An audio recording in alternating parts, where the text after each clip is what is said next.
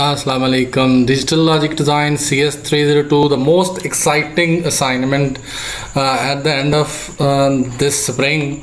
और काफ़ी तंग किया है इस असाइनमेंट ने और अभी हम चलते हैं। मैं आपको पूरी असाइनमेंट समझाऊंगा, आप मिनट्स देख लें, काइंडली वीडियो को पूरा देख लें। मैं आपको पूरी असाइनमेंट समझाऊंगा और लेट आने की वजह सिर्फ़ और सिर्फ यही है कि असाइनमेंट समझा सकूं। ये नहीं है कि ऐसे ही बस 2 मिनट में बनाई। और बहुत सारी असाइनमेंट जो वीडियो आप देख रहे हैं उनमें गलतियाँ हैं, काइंडली उनको इग्नोर कर दें और देख लें, मैच कर लें। ये देखें, यहाँ पे हमने समझना होता है कि टोटल स्टेट कितनी है। A B C D E F G H आपका लेक्चर नंबर 32 है और उसके मिनट्स जो हैं वो 33 मिनट के ऊपर जाके ये स्टेट रिडक्शन शुरू होती है। आपने एक नेक्स्ट स्टेट टेबल बनाना है, ये टेबल आपने बनाना है। मैंने तस्वीर साथ इसलिए जोड़ी है कि मैं आपको समझा सकूं। आप लोग देखें ज़रा कि ये जो A स्टेट है, B स्टेट है, C, इनको आपने प्रेजेंट स्टेट में इस तरह लिख लेना है और फिर नेक्स्ट स्टेट के लिए आपने x0 x1 और फिर आउटपुट के लिए x0 x1।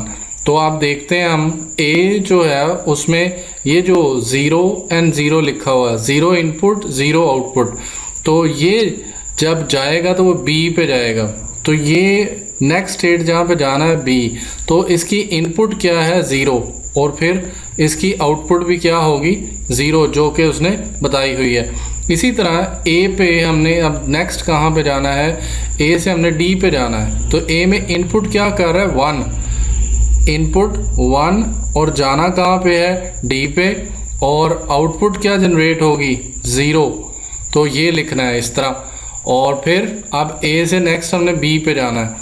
तो जब B मतलब B स्टेट को चेक करना है, तो B स्टेट को अगर हम चेक करते हैं तो B जो है वो मूव होके अपने ऊपर ही रहता है। 0 इनपुट है 0 आउटपुट है, मतलब B से हमने कहाँ पे रहना है, B 0 और यहाँ पे रहना है और आउटपुट भी क्या होगी 0 होगी। इसी तरह B से नेक्स्ट उसने C पे जाना है, वहाँ पे 1 इनपुट है और 0 आउटपुट है। तो B से कहाँ पे जाना है C पे, और C जो है वो 1 है, मतलब 1 इनपुट है इसकी। ये जो इसकी एक साइड है ये 1 इनपुट को जाहिर कर रही है और ये 0 आउटपुट है। तो ये C पे जाएगा, C 1 है और आउटपुट क्या होगी 0 आउटपुट होगी जो उसने शो की हुई है। और नेक्स्ट C से हमने अब आगे मूव करना है, क्योंकि A और B हम चेक कर रहे हैं। C स्टेट से वो D पे जा रहा है और एक C से वो E पे जा रहा है। तो अब हम चेक कर लेते हैं। C जो है वो 0 पहले हम देखेंगे, क्योंकि 0 इनपुट है और 1 आउटपुट है। तो C E ये इसका 0 है और ये जा रहा है E पे, इसलिए 0 के लिहाज से E यहाँ पे रखा और 1 आउटपुट है तो 1 इधर लिख दिया। अब हम चेक करते हैं ये C को, तो ये है जी 1 इनपुट एंड 0 आउटपुट, D पे जा रहा है, यहाँ पे D लिखा, 1 इनपुट है 1 इनपुट के लिहाज से, और आउटपुट क्या आ रही है इसकी 0 आ रही है। तो ये सारा सीन यहाँ पे इस तरह है। C के बाद मैं आपकी जान नहीं छोड़ूंगा, मैं नेक्स्ट आपको D पे लेके जाऊंगा। D से वो जा रहा है F पे और D पे जा रहा है वो 1 और 0। तो पहले हम 0 वाले को देखेंगे। D से वो 0 इनपुट, मतलब 0 इनपुट 0 पे रहेगा और फिर 0 ही आउटपुट है। ये 0 0 का मतलब है 0 इनपुट 0 आउटपुट। और फिर D जो है वो 1 इनपुट 1 के लिहाज से, मतलब इस 1 के लिहाज से D यहाँ पे रखा और फिर 0 आउटपुट है तो इसलिए इसके सामने 0 लिखा। और उसके बाद D के बाद D क्लियर हो गया। अब हमने E पे चले जाना है। तो E जो है, इसके E के एरो चेक करें। एक E का एरो जो जा रहा है वो C पे और एक G पे। तो E G पे पहले जो है वो 0 0 के लिहाज से देखते हैं, 0 इनपुट और 0 आउटपुट। तो ये चीज़ क्लियर होगी। उसके बाद जो है वो E यहाँ पे बहुत ही ट्रिकी था। ये जो टीचर की गलती है ये कि ये 1 और 0 किस तरह लिखना है ये भी नहीं पता उन्हें। तो ये 1 और 0 ये यहाँ पे बहुत कंफ्यूजिंग था कि 1 और 0 किधर जाना है, इसने 1 इनपुट है, ये 1 आउटपुट है, तो यहाँ पे बहुत ज़्यादा मुश्किल थी। ये पॉइंट सबसे मुश्किल था इस डायग्राम में। तो ये जो स्लैश से पहले होता है ये इनपुट है और स्लैश के बाद जो होता है वो 0 है। ये वीडियो के अंदर जो टीचर ने बताया हुआ है 38 मिनट एंड 55 सेकंड के ऊपर बताया हुआ है कि ये स्लैश के इधर क्या होता है और इधर क्या होता है। तो स्लैश के पहले जो है वो इनपुट है और स्लैश के बाद जो है वो 0 आउटपुट है। तो ये हम देख लेते हैं कि ये जो है वो ई जो है ई से वो C1 के लिहाज से यहाँ पे रखा और 0 आउटपुट है। उसके बाद ई के बाद हमने देखना है एफ जो है एफ 0 इनपुट 0 आउटपुट। तो एफ जी पे जा रहा है, एफ का जो एरो है वो जी की तरफ, 0 इनपुट और 0 आउटपुट। ठीक हो गया। एफ जो है वो जा रहा है सी की तरफ, तो सी पे जा रहा है, तो एफ जो है वो 1 इनपुट 0 आउटपुट। तो ये 1 इस 1 को देख रहे हैं और ये सी इधर लिख रही है और जो आउटपुट है वो 0 है, ये जो बता रहा है। और फिर F के बाद हमने देखना है G को। तो G का एरो चेक करते हैं, एक G का एरो जा रहा है B पे और एक G का एरो जा रहा है H पे। तो B पहले देख लेते हैं 0 0 के लिहाज से। तो B 0 है, आउटपुट भी 0 है। 0 यहाँ पे क्यों लिखा, इसका कि 0 इनपुट हो रही है और 0 ही आउटपुट हो रही है। और दूसरा G जो है वो H पे जा रहा है, तो 1 1। तो ये 1 इधर हम 1 के लिहाज से 1 इनपुट और इधर भी 1 आउटपुट। तो जिधर वो जा रहा होता है पहले हमने वो लिखना है, वो 1 के लिहाज से। ओके, नेक्स्ट वन H को हमने देखना है। H जा रहा है जनाबे वाला, ये सर ने पहले असाइनमेंट भेजी तो ये चीज़ मिस थी, तो ये भी एक लेट होने की वजह है कि ये भी मिस रखी हुई थी। फिर लोगों ने कंप्लेन की MDB पे, मैंने भी की, तो फिर उन्होंने बताया check your we change the assignment. तो H 1/0 1 इनपुट 0। तो ये चीज़ इधर देखनी है आपने कि जो 0 पे हम खड़े हैं तो 0 इनपुट 1 आउटपुट, ये इसका देखना है कि E पे खड़े होके H से हमने E पे जाना है, तो 0 इनपुट 1 आउटपुट। और इसमें जो है वो 1 जो है वो 1 के ऊपर हम खड़े होके D पे जा रहे हैं, तो D 1 और आउटपुट जो है वो इसकी 0। तो ये एक आपने सिर्फ़ और सिर्फ ये टेबल बनाना है जो ये आपको लुक नज़र आ रही है। इसके नीचे आपकी पहली रिक्वायरमेंट पूरी हो जाएगी। इसके नीचे आपने लिख देना नेक्स्ट स्टेट टेबल। ये तस्वीर मैंने सिर्फ इसलिए साथ रखी है कि मैं आपको बता सकूं कि ये सारा किस तरह बनता है। फजूल लोगों का फजूल ना देखें। मैं आपको बार बार कहता हूँ, बहुत सारी गलतियाँ की हैं।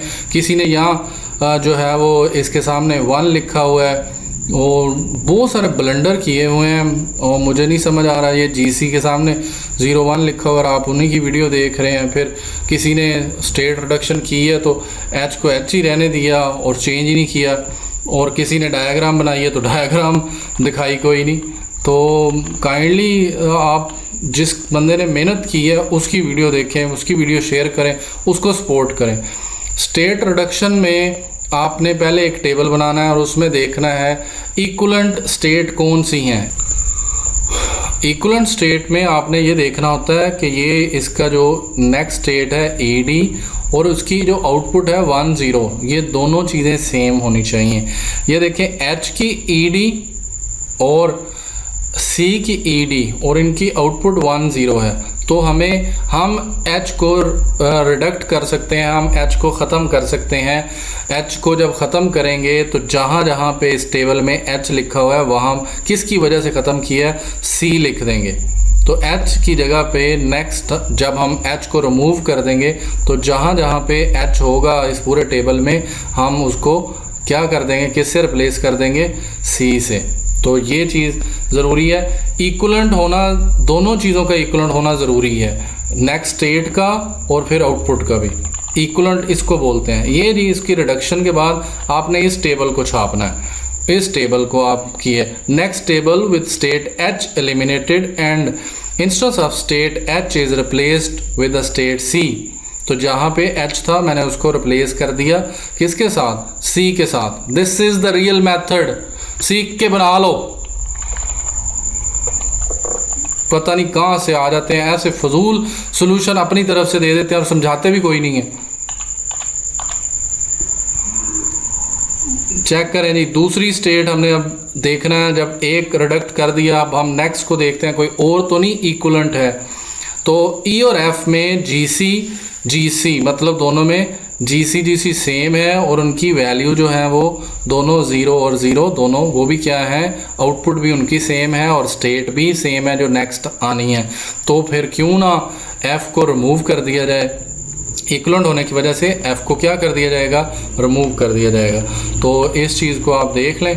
नेक्स्ट वन जो है मैंने ये आपके पास स्टेट्स लास्ट स्टेट टेबल आ गया है, इसके बाद रिडक्शन नहीं होनी क्योंकि और कोई भी ऐसी चीज़ नहीं है। Next state table with the state F eliminated instance of state F replaced by state E. जहाँ जहाँ पे एफ लिखा हुआ था वहाँ वहाँ पे ई कर दो। तो ये चीज़ आपके सामने आ गई है और ये आपके पास अब हम दोबारा मैच कर लेते हैं। बी सी मैच हो रहा है, ओहो इसको भी रिमूव कर दें, नहीं क्यों नहीं करना, क्योंकि आउटपुट सेम नहीं है। आउटपुट देखें इसकी 0 0 और 0 1, नहीं रिमूव करना। और देख लेते हैं ईडी और ईडी कर दो रिमूव, क्यों भाई, क्योंकि इनकी आउटपुट सेम नहीं है।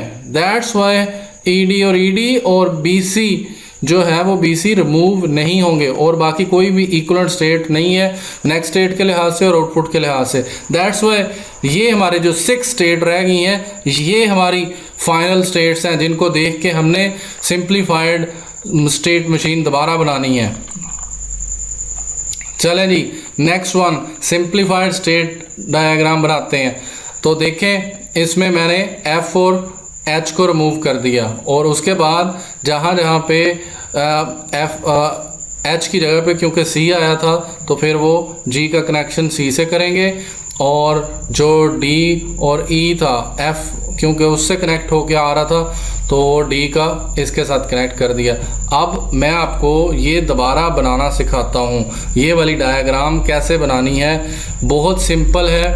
आपने इस टेबल को सामने रखना है, इस टेबल के मुताबिक ए से बी और डी पे जाना है और बी जो है उसमें इनपुट 0 है और डी पे जब जाना है तो जब बी और डी पे जाना है तो बी में इनपुट 0 है आउटपुट 0 है और बी से नेक्स्ट जो स्टेट है। तो देखते हैं इसको बनाते हैं, बनाना सीखते हैं कि ये कैसे बनेगी।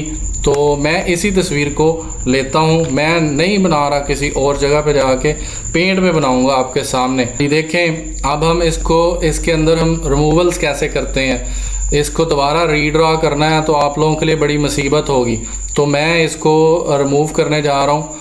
तो जो एच और है एच बिल्कुल मैं यहाँ से इसको ख़त्म करने जा रहा हूँ। ये देखें एच ख़त्म और इधर से मैंने किसको ख़त्म करना है, ये जो है एफ़ को ख़त्म करना है मैंने। तो ये जी एफ़ और ये चीज़ें ख़त्म हो गई जिनके साथ हमारा कनेक्शन हो रहा था, तो ये मैं ख़त्म कर रहा हूँ इसके। और जो लवाजमात बाकी हैं उनको भी उड़ा देना है मैंने। अभी आप देखिएगा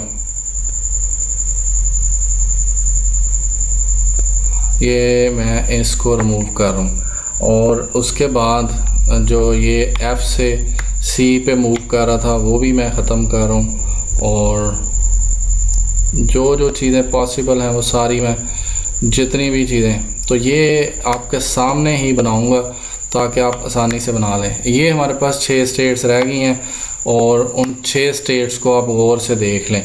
1 2 3 4 5 6 एच और एफ़ को रिमूव कर दिया। अब हमने वहाँ पे जहाँ पे ये चीज़ें लिखी हैं उनको देख लेना।